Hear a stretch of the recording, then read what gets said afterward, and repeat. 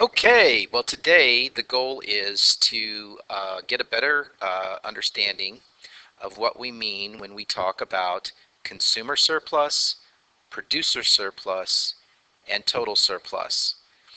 We'll see how consumer, producer, and total surplus tell us something about the efficiency of the market, especially as we move into different price and quantity controls, so-called interventions in the market, which may reduce the efficiency in order to achieve some other kind of goal.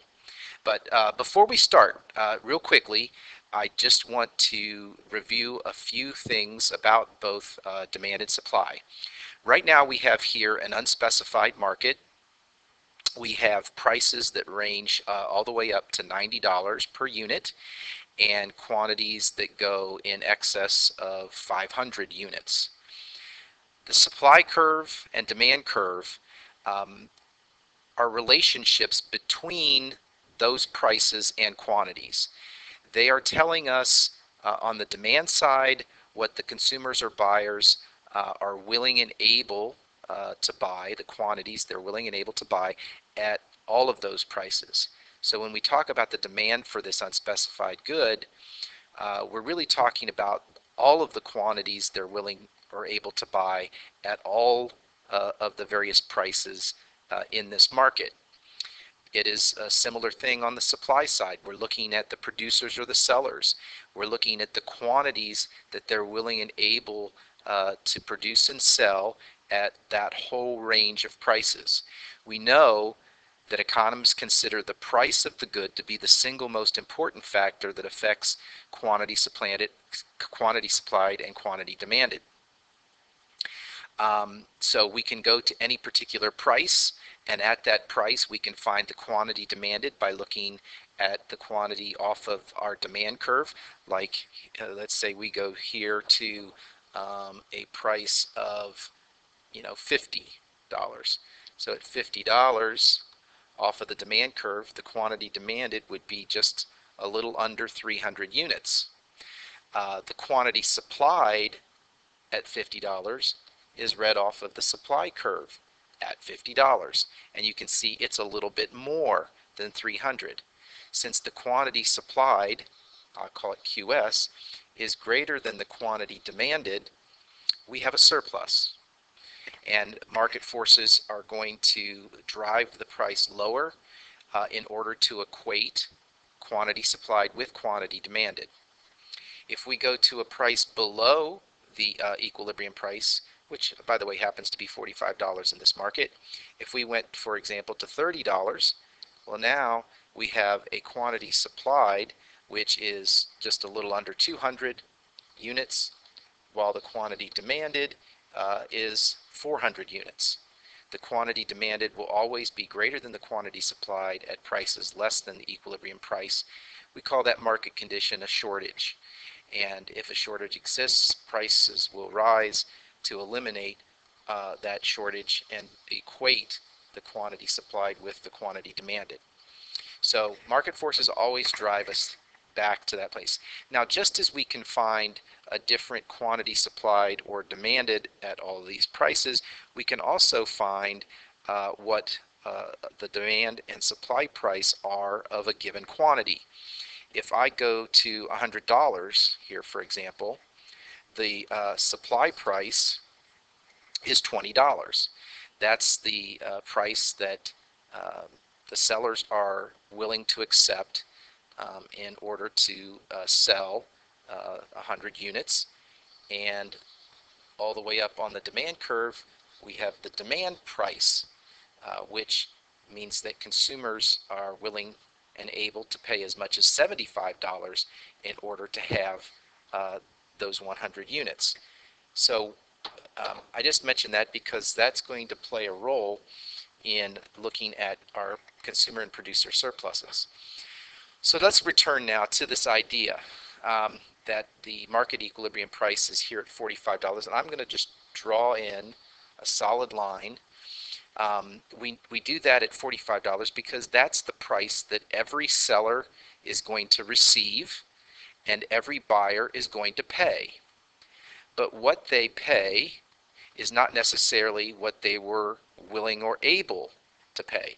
You know, some people, their preferences and their needs and things may result in them being willing and able to pay a much higher price than that equilibrium price of $45. In fact, if you look at the different quantities below 300, our equilibrium quantity, you can see along this demand curve that there is a much higher willingness and ability to pay than just $45. So consumer surplus comes from the fact that, and I'm going to just use the letter CS to represent consumer surplus.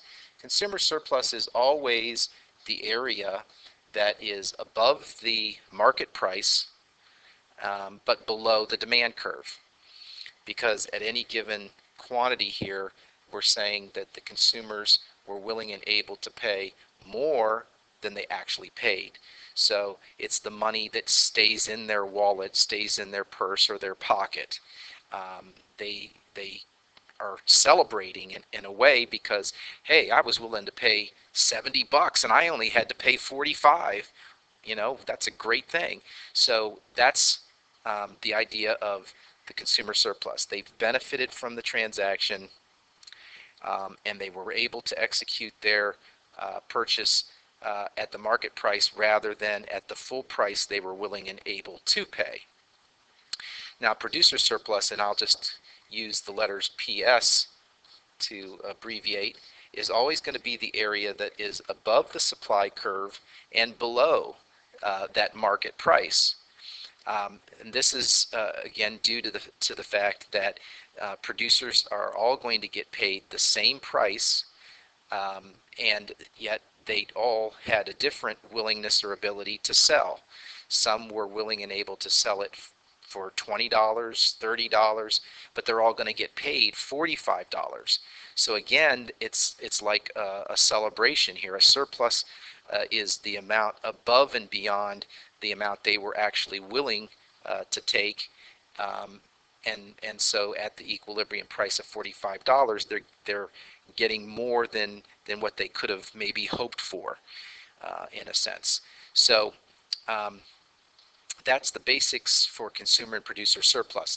The only other thing we want to consider, because this will be important when we talk about the price and quantity controls and their impact on efficiency, is that a market is always going to be most efficient when we're at an equilibrium price that's determined freely in this way, since that's when the area of total surplus, and total surplus is just the sum of consumer and producer surplus.